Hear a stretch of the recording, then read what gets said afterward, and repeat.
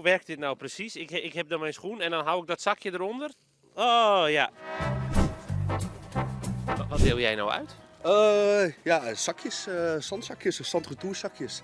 Dat proberen Terschelling te redden in mijn eentje. Mensen, nou ja, zoals wij, zoals zij, die komen hier naar het eiland. Die gaan naar het strand, gaan de duinen in en die nemen zand mee in hun schoenen. En Terschelling wordt daar steeds kleiner van. Dus ik heb zoiets van zandretourzakjes. Breng het zand terug naar Terschelling. Steel het van je neefje of nichtje uit een zandbak of weet ik veel, van de hondenspeelplaats.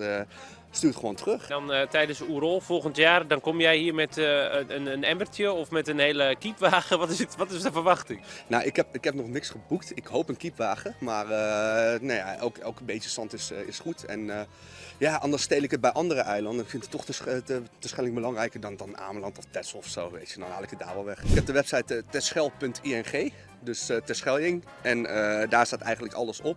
Mocht je geen zandretourzakje hebben zoals deze, dan kan je daar zien hoe je dat het zand terug kan sturen zonder zakje. Stuur het zand terug en heb je niks in je schoenen, draag je geen schoenen, heb je sandalen, stuur gewoon wat lokaal zand terug.